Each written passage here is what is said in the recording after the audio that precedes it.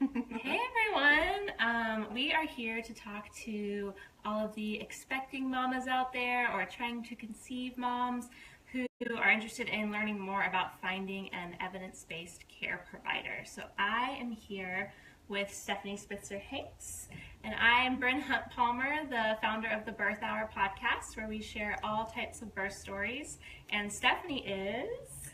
I'm a birth doula, postpartum doula, certified lactation counselor, and a certified childbirth educator who is partnering with Bryn to put together a really great online childbirth class, which will be rolling out soon. Yeah, we're super excited about that. And you're my buddy. Don't forget that part. We live in Austin, Texas, so we're lucky enough to be able to do stuff like this in person together. So we're so excited to be here today. First, we are going to kind of go over a list of questions to ask when interviewing care providers. So these are ideally going to be for when you are first finding your doctor, so just found out you're pregnant or planning to become pregnant. Great questions to bring in with you to make sure that it's an evidence-based care provider. So I'm going to turn it over to Stephanie for that. Yeah, so I work with a lot of women who have already gotten their care provider and are, maybe not 100% sure it's a great fit, or maybe even haven't thought about it. So I really encourage people, even if you have somebody that you're already working with, to interview them, even though they're already your care provider, just to make sure that you are a good fit. And I think the earlier the better. If you're going to wait to do this until 36 weeks, it's a little bit late at that point. Not impossible to find somebody that would match you better, but earlier is definitely better so that you have a chance to look around and find a good fit for you. Yeah, I feel like when you're trying to get pregnant would be an awesome time. That would be the best. If you really connect with someone, you're probably going to feel more at ease and maybe even get pregnant more easily because you're not stressed out. And though I have to say, sometimes I have worked with people who worked with a certain OB who was amazing at helping them get pregnant, and then that OB is not going to be who I would recommend them to stay with for the actual birth, because they're maybe really high intervention. So they could be OBs have sort of specialization. So some of them are going to specialize in surgery, and if you have endometriosis, this is who you need to be with, because they, are awesome at managing that. But maybe they're not the best when it comes to delivery. Yeah. So I feel like too, if you're planning to hire a midwives book up kind of fast in certain places, and they can only take on a certain number of clients a month. So if you do the interviews beforehand, you can call them when you pee on the stick and be good to go. And midwives can be great at helping you get pregnant too. So depending on what level of help you're going to need with fertility. Even a lot of midwives are really great at that. It's true. So what should you ask? Well, the first question is not really a question so much as a statement where you say to the care provider, tell me how you normally practice. What's typical when one of your patients goes into labor? And then you wait and listen to the answer. Awkward pause. No leading questions, okay? I do not think it's a good idea to come in with your birth plan already printed out. These are the things I want, because they'll tell you, oh, sure, we can do that. What you want to know is how they normally practice, because how they normally practice is probably how they're going to practice with you. Care providers kind of sometimes go on autopilot, and they don't typically do well at making exceptions to the rules. So you want to ask, what do you do? And see if it aligns with what you're looking for. Okay, so just kind of that open-ended question is the first thing I would say to do. Then you can ask about VBAC, which, for a lot of people who are first-time moms, particularly, this does not apply to you. So VBAC is vaginal birth after cesarean. But it is really revealing how your care provider answers that question, how supportive they are of VBAC.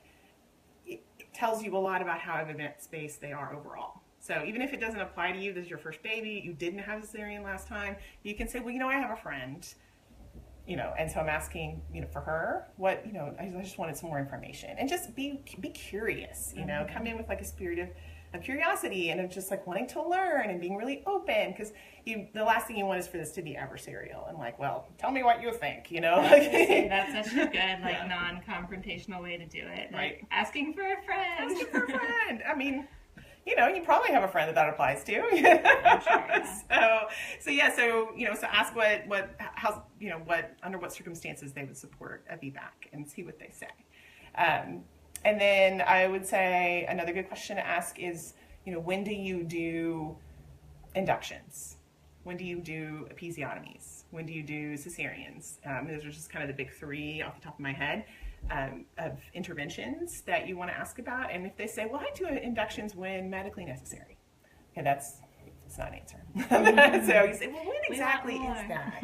Yeah, that's not a full answer. You want to know exactly what they consider a medical necessity.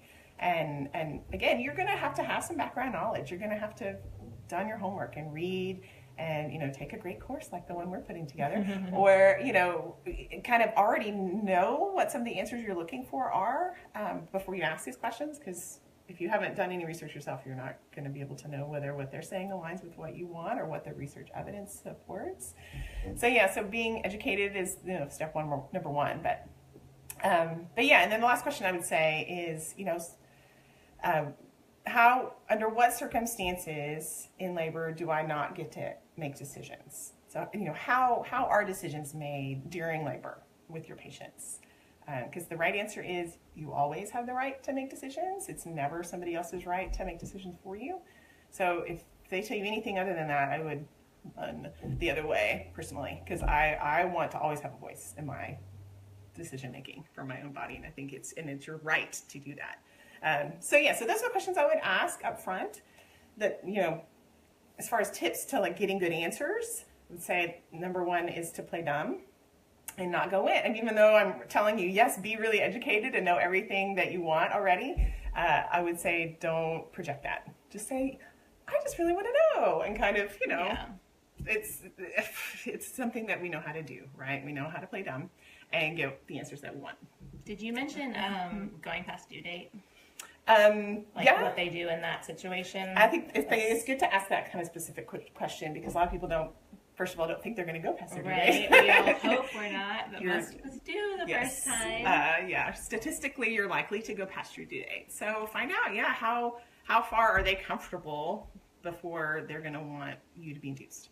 And I feel like that's a question they're always going to answer really honestly, because they do have pretty much a policy around it for the most part. Yeah, I mean, and you could tell me a doctor in the Austin area, I could tell you what they will do. Right. Because they're that kind of textbook. And even midwives, most midwives let you go to 42 weeks, but there's some that are at 42 weeks, we're done, but there's others that'll let you go past. So I think that's a really good specific question. Yeah, for sure. Yeah. When do you, what happens if I get to pass my due date? And then see what they say. Yeah. So play dumb. And I would say, ask all these questions and get this information, and you're getting a feel for how they're answering too. Right, watch their eyes. It's more than just the words they're saying, but it's how they're saying it. And you want somebody who's engaging with you and not just kind of, looking at their watch, rolling their eyes. Just be like, we have lots of time to talk about that. Mm-hmm. We don't need to talk. You're only 12 weeks. No. We can talk about it now. Yeah. So you want somebody who's treating you like a team member, and not being dismissive or looking down on you or brushing your questions off or acting like they don't have time for you. And I totally get that OBs are busy and they only get paid for a short amount of time, and it's not their fault. It's just kind of the way the reimbursement system works. So so I think but if you're wanting to stick with somebody and really have full trust in somebody, then I think it's worth asking for a little extra time, and they should be able to give a little more time to your questions. Or maybe when you're setting up the appointment, say, I'm coming in with a lot of questions and we're going to need more than 15 minutes. Yeah, because for an interview, they're trying to get your business, right. So they should give you more time in that initial interview. You're not even necessarily their patient yet. Yeah, but I would say to make that known when you're making the appointment, because they are only scheduled you for 10 minutes otherwise. So if you want more time, you're going to need to ask for it. So you want an OB who's when I say OB, because most people are with OBs, but we're going to talk maybe in a little bit about the difference between different care providers out there. But if you're with a midwife, you'll get a full hour. There's plenty of time. I don't have anything else to talk about. Every one of your appointments will be an hour long. For many midwives. So that's another really big difference between. But you want somebody who's going to give you some time and really kind of tell you what they do. And if you're asking for statistics, how often do you do episiotomies? If you would like for them to have an answer for that. And they don't have an answer, or they're kind of being evasive about it, that's sort of a warning sign. And, you know, you want to also kind of ask around. So you're asking a care provider directly, what do you think? You know, what do you do? But it's also a good idea to, you know, connect with maybe doulas or childbirth educators, other moms in your area who have recently given birth and to kind of have and get their experience. It's a little trickier when you're asking other moms because they only have their experience to go by. Right. So doulas and childbirth educators have a little wider range of experience and kind of know what the differences are a little bit more. So so I would say talk to some other people in your area if you can and get some feedback on specific providers that you're considering. Be confident. You know, your care provider is on your team, you know, and they're supposed to, you know, so you don't go in there timid, you know, go in there like you have the right to ask these questions because you do.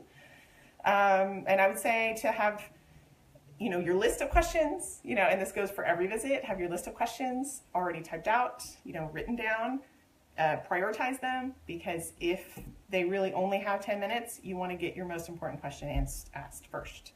And try to be brief and get your question out there and let them have a chance to answer.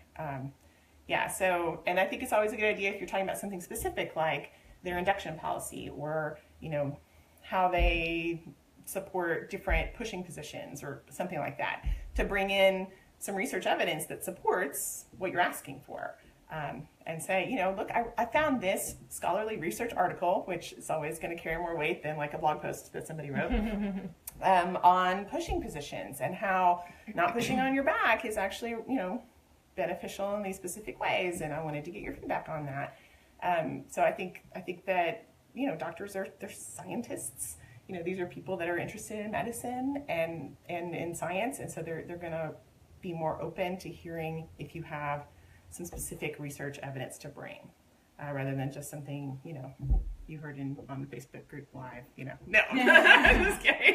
But you're going to play dumb first, play dumb right? first, Play yeah. dumb first, get Yeah. their answer, and then if you want to push back a little bit, that's when you show the research, and then watch their facial expression and see if they're, you know, put off by it. And see what they do. See open if to they it. take your copy that you brought and say, hey, you know, this is, I'm gonna read this and I'm gonna get back to you. I mean, that would be a good answer. Yeah. Somebody who just doesn't even want to look at it that's another kind of warning sign. Yeah.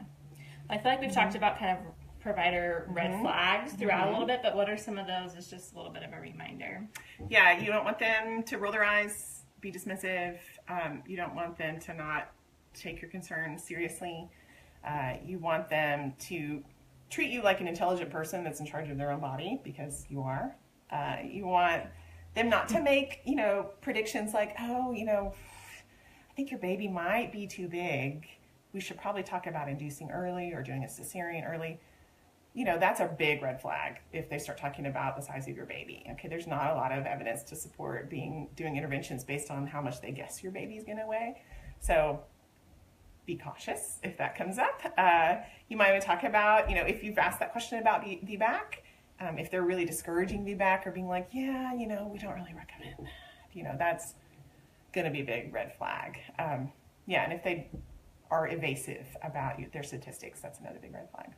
Or like, I feel like scare tactics. Like they're setting the stage for like, well, you want to trust me. yeah, because I'm going to say this later and I'm going to want you to trust me because I want your baby to be healthy. yeah. You know, okay, yes, everyone wants their baby to be healthy. Okay, but that doesn't mean you have to put blind trust in someone who's not being forthcoming with what, you know, the way they practice. Yeah. And just trust your intuition. Like, you're going to walk out of that appointment and you're going to feel one way or the other. Yeah. Your partner might think the doctor was really funny or whatever, but you might have a different feeling. I've heard that a lot, actually. So trust your mama gut. You know, it's And there ask for a around. reason. Ask your friends. Yeah, that's a huge part of it, I Yeah, think. because some care providers are super nice. I would love to hang out with them, go have a beer with them anytime, but I would not want to be their patient Yeah. because of the way they practice. So we talk a lot about choosing your care provider being like the most important decision you'll make. It really is. We can put together the most amazing set of childbirth education around all the different ways labor can go and ways to cope and things like that. But that person that's supporting you is going to be the number one. So let's talk about that a little bit. Absolutely. You know, and I just mentioned, like, I talk about doctors or OBs.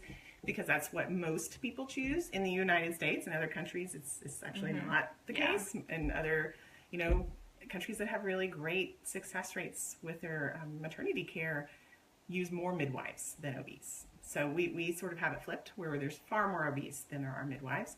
Though midwives actually have really great statistics in the United States and in other countries. And, there's been a lot of studies that look at this and kind of compare. So you can basically divide into two different groups. There's the midwifery-led model of care, where midwives are employed themselves, not working for OBs, but are actually leading their care. So midwife-led care, and then a medical model of care.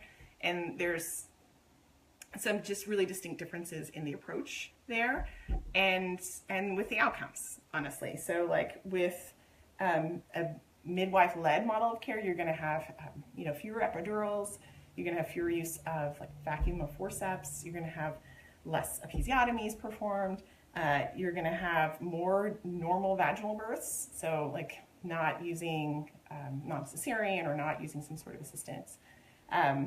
You're going to have less early pregnancy loss, which is kind of a surprise, right? Like you think, how could there be a difference there? But something about the different ways that midwives care for patients, for women who are pregnant, means that they're more likely to carry their baby to term. And we're not talking about comparing people that are really high risk with people who are low risk. We're talking about comparing low risk with low risk, okay? Because I get it, and I 100% agree that OBs really need to be caring for people that are high risk. But most people are not high risk. Most people are low risk. And so when we compare low risk to low risk, we have fewer preterm births with midwives. And then we also have no change in the level of stillbirths or in newborn deaths, which is, so safety is important, and having a healthy baby is the number one thing anyone wants. And there's not a difference between being with an OB or being with a midwife with regard to those outcomes. So midwives, have better outcomes. We don't tend to use them so much in this country. There's a lot of barriers to that. Sometimes insurance is a barrier. Sometimes just availability is a barrier. So it's state by state whether, midwives are allowed to practice. There's a lot of barriers out there. So I get it that it's not an option for everybody. But if it is an option for you, it may be worth really investigating. There's also different kinds of midwives. So we can go just super briefly. There's basically two different categories. There's certified nurse midwives and certified professional midwives. And there's a few other kind of subcategories, but I'm going to focus on those two. And nurse midwives are people who have gone to nursing school and then gone to like a separate graduate level midwifery program. Mostly you're going to see them in the hospitals, sometimes in birth centers. And then certified professional midwives do more of an apprenticeship or their own study course. And they're still certified by a national certifying body, but you're going to see them more with birth center and home births, almost never in the hospital. Okay, so I realized, I think I forgot to mention in the beginning that we're going to have a download, a cheat sheet. You didn't have to write all that down. Yeah, all this information, I'm going to have a download for you. I'll put it in the comments with the replay, so don't worry about taking notes. I might have already mentioned that, if so, just a reminder. Also, while we're taking a little break for announcements, if you're watching right now and you have a friend who's pregnant or trying to get pregnant, hit the share button or tag them in the comments so that they can see it, even if it's not live anymore. I'll go back and check all those shares and I'll answer any questions or anything like that. So now we're going to move on to answering some questions that we got. First, let's talk to Patty. She just wrote a message saying that her doctor said that she needed to be induced even if she's not 40 weeks yet. And then he guilt tripped her. Patty, are you pregnant right now? Are you 39 weeks right now? Yeah, I wonder how far along. See if your answer comes back. But in general, what's the latest you can switch doctors if you're not about that? You can switch. You can switch in labor. It's possible. Not ideal, but possible. It's not ideal. But I've heard of people firing their doctor in labor and asking for another one. There may not be another one available, so it depends on where you are and how big of a hospital there is. But there's a lot of questions that I have where run, Sis Jessica. Not so diplomatic way to put it. I mean, unfortunately, there has been some more conversation in the last year or so among OBs about whether it's maybe ideal to induce at 39 weeks. And if you look statistically at, different outcomes like, preeclampsia and, stillbirth rates, and there's, some of those kind of not healthy outcomes, statistically, they do rise after 39 weeks, not in really a giant significant way. But, if you just are looking purely at numbers, then like 39 weeks is sort of a peak of like the best time. But that doesn't mean that it's the best time to be induced. And there's a lot of other factors that should be considered, like, whether you have any of these risk factors and whether, your cervix is ready for an induction. I mean, there's a ton of questions. So it's not, but there have been some OBs talking about that amongst themselves, which is sort of alarming to people like us who try to keep up on evidence. But so there's not a good reason for that. Unless you do have some risk factors that are going to. Which is why towards the end of your pregnancy, you're going to be seeing your doctor every week, or your midwife, and they're going to be checking for all those things. And for me, I went to 42 weeks basically with both of my kids, and there's things that they do as extra precautions after 40 weeks, like a biophysical profile, a non-stress test, and those are like not invasive at all. One of them is basically an ultrasound, which was fun for me because I hadn't seen babies since 20 weeks. So those are things you can ask for to delay those types of requests. But before 39 weeks, I would say that's a good time to maybe look for another doctor. Yeah, I mean, ideally, it's easiest to switch much earlier, but after 37 weeks, it's a little bit harder to find another care provider who will take you. But it's not impossible. Yeah, I've definitely had stories on the birth hour where people have switched that late. And we mentioned this on the recent bonus podcast episode. You don't have to have a confrontation. If it's later, it might be trickier. I don't know. But for the most part, you just find your new doctor, and then you call the front desk and ask them to transfer your records, and you don't ever have to see that other doctor again. Yeah, you don't have to go in. It's easy. All right, so some other questions that we've gotten. We had a Google form where people could submit ahead of time. So let's see, the first one, what to do if you're high risk and the doctor that you're with is your only option. Yeah, I think that person who was with a midwife that she loved and then developed some sort of complication that she risked out of midwifery care. And it might even just be breech baby, which isn't that uncommon. Yeah, so, so you have to, so there are some things that are going to make midwifery care not an option for you. And so switching to an OB, and there may not be a lot of great choices in your area. So, I definitely get that sometimes you're far away or you're like in a rural area. Like I grew up in a rural area. Like these are my people. It's one of the reasons why I was excited about doing an online class, because I know you guys don't have good options where you are. So, if you are kind of have the provider you have, then making the best of the situation is kind of what your next goal is. Like if you can't switch, that's not an option. Then I would say you want to, ask, let's see, let me think. I want to be smart about this. Okay, so you want to be educated. That's number one. You want to be educated. You want your partner to be educated and know how important it is for your partner to be an advocate for you in labor and to be able to speak up on your behalf and ask good questions. If you can get a doula, that would really be my strong recommendation, because it's a lot for a partner to remember and to be that advocate in labor. Having a third person who's kind of outside and is not going to be caught up in the emotion of the moment and is going to be able to prompt you to ask those good questions is invaluable in this situation. So being educated and have good supportive people around you who are also educated, working on your clear communication skills, knowing how to ask questions in a non-confrontational way, knowing what your rights are is really important, because you do have rights as a patient. You always have rights. It may not look that way to you in the moment, or people may not be apprising you of what all your options are, but you do have them. So knowing those ahead of time is really important. And then I think also really trying to be as kind as you can possibly be and come in with honey.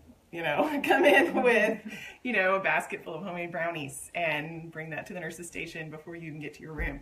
Because be their favorite patient. And be super sweet, because it is a lot harder to be mean to somebody who's so nice. So ask their question and say, oh, I'm so glad you're here to take care of us. Thank you so much. We appreciate so much what you do. I mean, lay it on thick, okay? Because it's much harder to be confrontational back to somebody who's just leading with sweetness. So that's always important to try to keep the level of emotion down, and lead with kindness. Okay, so we got a couple more questions from live. Okay. Amy says that she's with a practice that has 3 certified nurse midwives and 2 OBs, and she's just kind of confused about how this works. I'm guessing you're pretty early in your pregnancy, Amy. I don't know how many appointments you've been to, but in general, how have you seen this work? Yeah, so we call that a shared model of care. So before, when I was talking about midwifery-led model and medical model, there's a couple of things that sort of are in the middle, which is, midwives and OBs working together. Really, the midwives are employed usually by the OBs. And then like a family practice doctor. So not an OB, but an MD who's maybe, just doesn't specialize in obstetrics.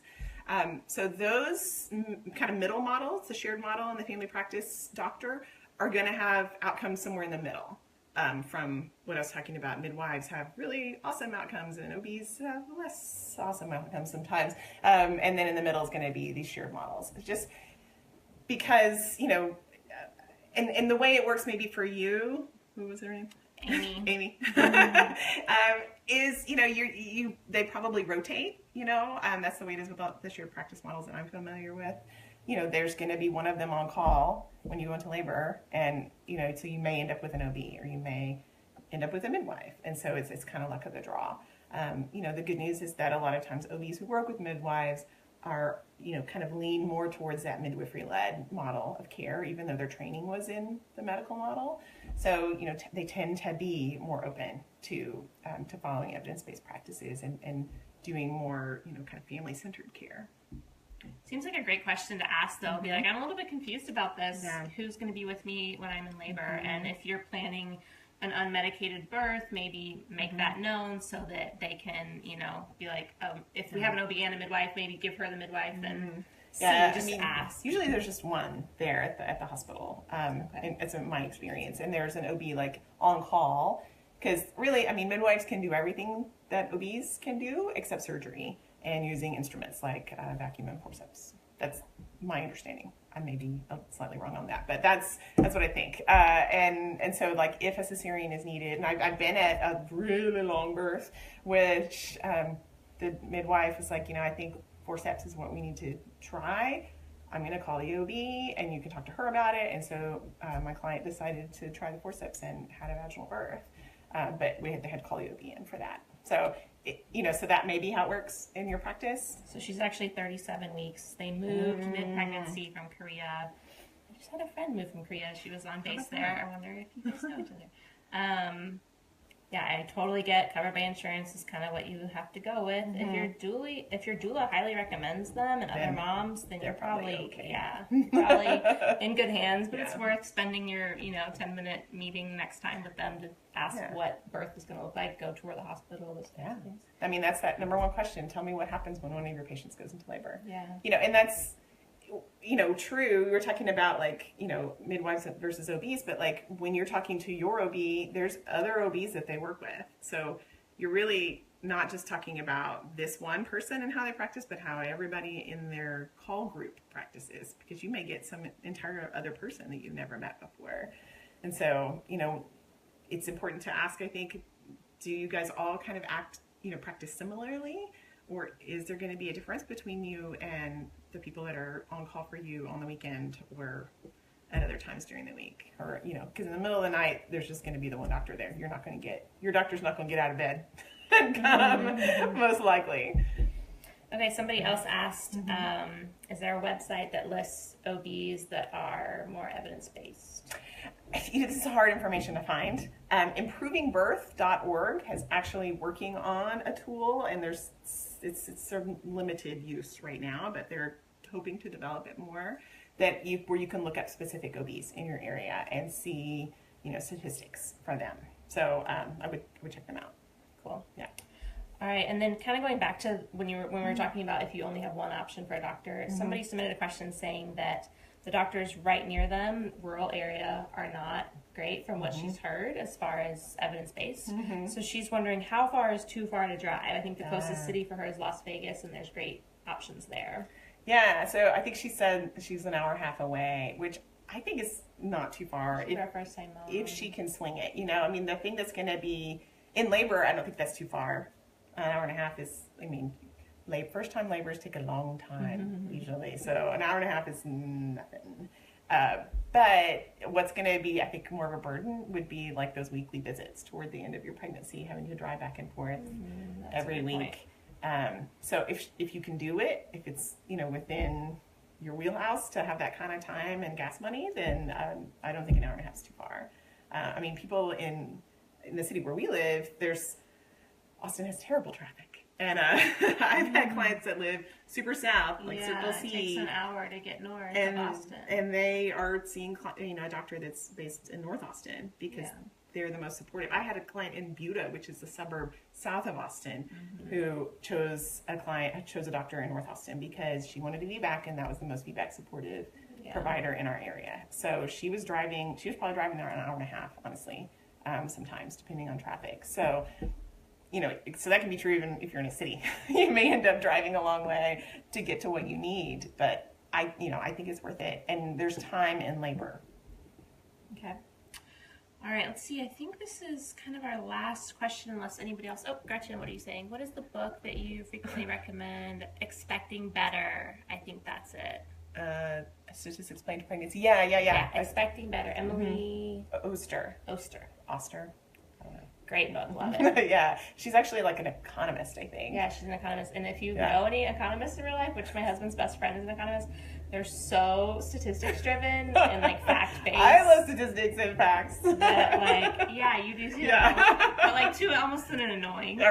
Right. Like, yeah. So she wrote that book because she, in her pregnancy, was not satisfied when people were like, well, there is an increased risk of this, so you might not want to drink coffee. And she was like, well, what are the numbers on that? You know? And so she like went out and did all this research herself, and then people kept, like her friends kept asking her questions. She was like, well, I should just publish this as a book. She had all the information just for herself. She breaks it down, pros and cons, and has like charts, and it's really good. It's a good book. I think it's really good. I really recommend it for people like my more high anxiety clients. Yes. Just so they can see like it's really, a lot of this stuff is really okay. Yeah. You know, and just because somebody says there's an elevated risk, that doesn't mean like, oh my gosh, if you do it, everything's gonna, you know, go south. It might mean there's like a 0.5% increased risk in something. And so like you really have to weigh that for yourself. Yeah. It's always about what level of risk you're willing to take, and there's risk in everything. Every choice that you make is going to include a level of risk. So you have to kind of always weigh that for yourself and what you're willing to take on as far as level of risk. All right, so last question, and I think I know what your immediate answer would be, but I'm going to push you a little bit further. How can I be taken seriously by my care provider if we don't agree? So let's assume this person can't switch care providers. Right. I'm so curious what you think I'm going to say. Well, I think your first response is going to be switch care providers. Switch care providers. No, I know that that's not possible for everybody. I mean, if you can, look into that, but it's definitely not an option for everybody. So, you know, that's going to be where, you know, those things that I said before, like get educated, know your rights, you know, work on your communication skills, you know, bring in your own evidence. You know, you can also ask your care provider. Your care provider, you know, was it Patty that was like, you can do this before 40 weeks. Okay, what are you basing that on? Can you give me, you know, I really want to learn. Can you share what, you know, research that you based that decision on with me so that I can read about it too? So, you know, ask them to show their research, you know, and see what they come up with. You know, because sometimes people talk about, like, this is also true in labor. Oh, it's hospital policy that, you know, there can only be one person here for whatever support person. Or it's hospital policy that you can't do this or you can't do that. You know, okay, well, could you show me a copy of that policy? Because a lot of times there's not one. You know, and like even the way things are done. Yeah, even if it is in writing somewhere, it doesn't mean that you lose your right to informed consent or refusal, because you don't. You still can do what you want to do.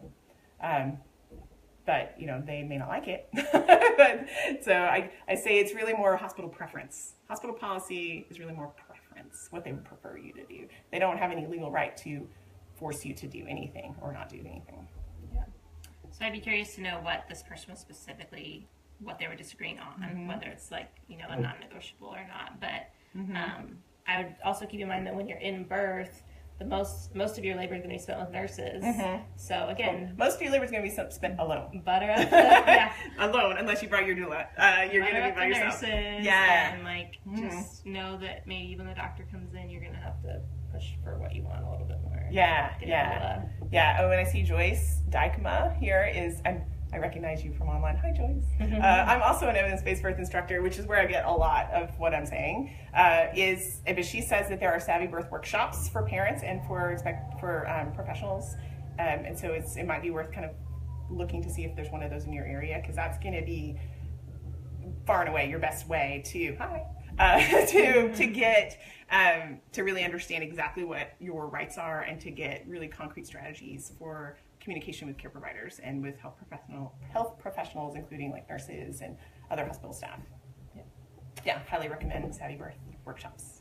All right, well, I think that is pretty much it. I would love it if you guys, whoever's on or if you're watching it later, comment like where you're at in your phase of childbearing years, like are you trying to conceive, are you currently pregnant, even trimester. I would love to hear where everyone's at, and that'll help us kind of tailor future live episodes. Also comment with any topics you would like to hear us talk about. We love to get ideas, questions, all that good stuff. We're going to read every single comment, and we're going to respond to every single comment in the next 48 hours or so. I can't promise I'll be responding to comments weeks or months from now, but any that come in the next couple days, we will definitely respond to. And I'm going to put the link for that free cheat sheet download in the description, so it'll take a couple minutes once it publishes, and I'll have that there for you. So thank you so much, guys. Yeah, and we're going to be doing this again next week. Yes, every week at 1 p.m. on Wednesdays. And next week we're going to talk about choosing a hospital. Choosing a hospital. Because I think somebody asked a question about hospitals, so we will be getting to your question next week. Yeah, and we'll have a bonus podcast episode about choosing hospital, and then the live on Wednesday. So we have one more comment. What's the best way to find out what's possible with a certain health provider, hospital, or home birth? Yeah, it definitely can depend. Oh, goodness, yeah.